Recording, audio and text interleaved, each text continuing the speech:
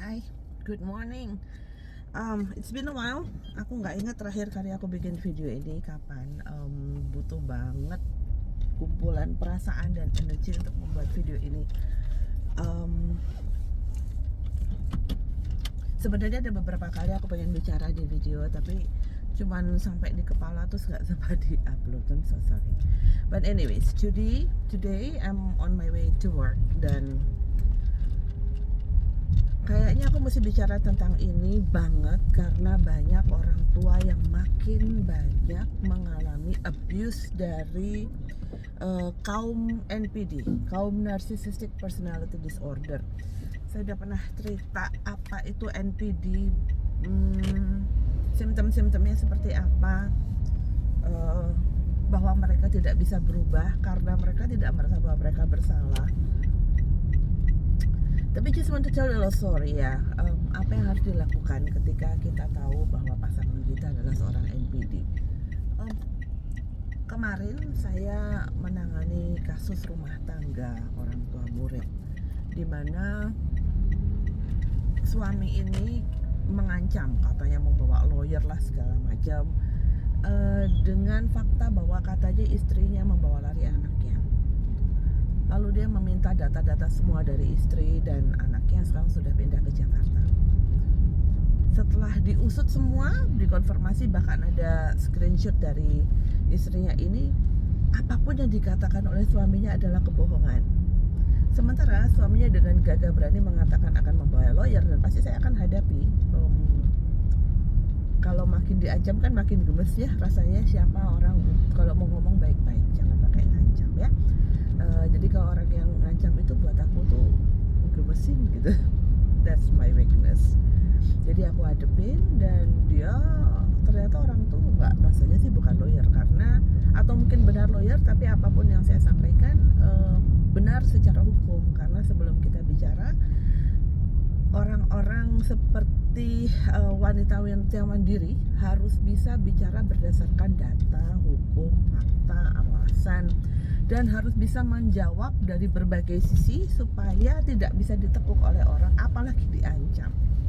Jadi nggak kena deh tuh kemarin, nggak kena kasusnya sama bapak ini. Makin gemes lah dia. Dan ibu ini kalau saya lihat dari pembicaraan dia dengan suaminya ditunjukkan kepada kami, sangat santun, sangat baik. Saya bisa merasakan betapa bingungnya dia mempunyai 4 anak dari suami ini yang sekarang sedang berusaha untuk menghancurkan dia. So typical NPD, Narcissistic Personality Disorder, adalah demikian memang. Mereka tidak ingin kehilangan suplai utama mereka. Ibu ini kan suplai utama, dia bisa memberikan 3 anak dan ibunya sangat baik, tidak ada masalah dengan tempat kami bekerja. Jadi memang ibu ini orang yang sangat sabar, dan saya yakin dia banyak sekali mendoakan suaminya untuk berubah dan menjadi lebih baik. Saya yakin dia sudah berusaha konsultasi kemana-mana. Saya yakin dia sudah konseling kemana-mana. Bahkan suaminya mungkin pernah menyakiti dia dan berjanji akan kembali. Saya nggak akan heran kalau mereka pernah melakukan marriage counseling or anything. Karena NPD akan lakukan apapun untuk memelihara suplai utama mereka ini. Karena mereka pasti punya suplai banyak, dan terbukti dugaan saya ketika bicara dengan bapak ini, terbukti bapak ini sudah tukang berselingkuh.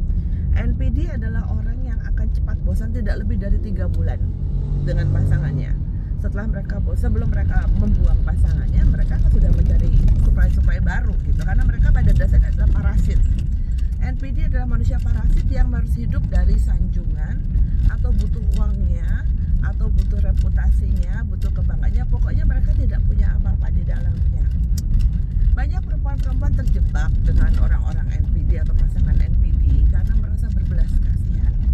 Perempuan itu kan secara natural dia senang memelihara, senang mengayomi, senang ngompeni, sehingga ketika menemukan ada anak kecil yang dalam bungkusan badan orang dewasa, dia pasti sangat kasihan dan malah pengen disembuhkan gitu.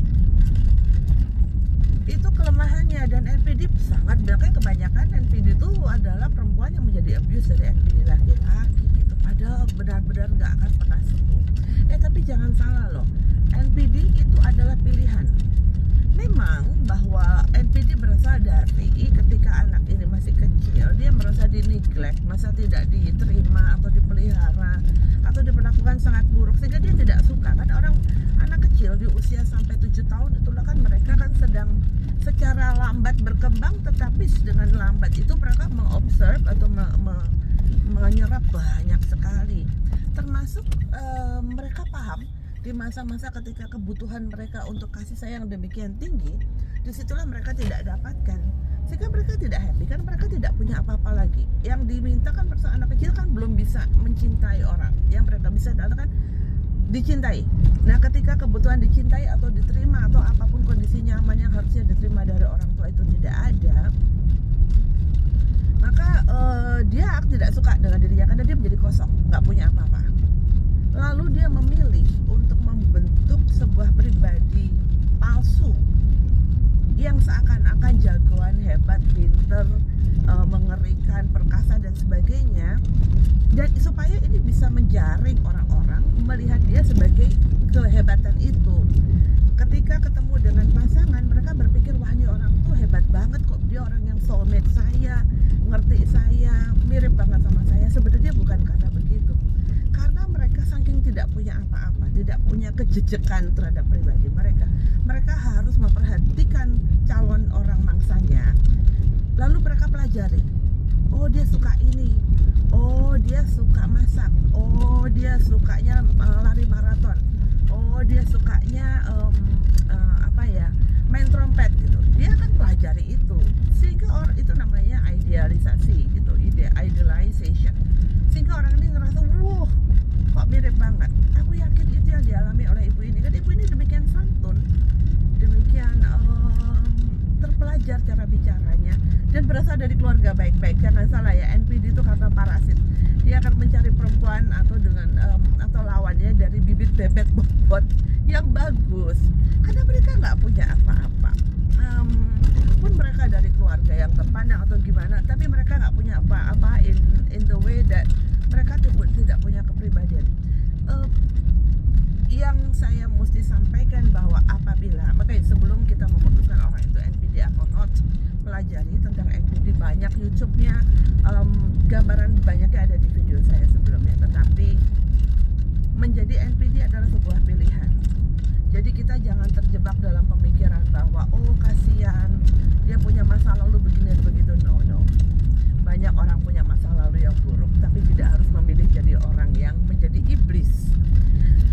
NPD itu iblis karena seumur hidupnya dia akan terus mencari supply, dia akan merugikan orang lain dan bahkan menganggap diri mereka adalah korban. Mereka tidak pernah mengakui bahwa itu adalah kesalahan mereka. Mereka selalu menganggap dirinya adalah korban. Saya tahu ada beberapa orang NPD di kehidupan saya dan mereka orang-orang yang sangat spiritual, dan percayalah, it doesn't help. Mereka nggak akan berubah, karena ketika mereka menjadi spiritual, yang membuat saya kagum adalah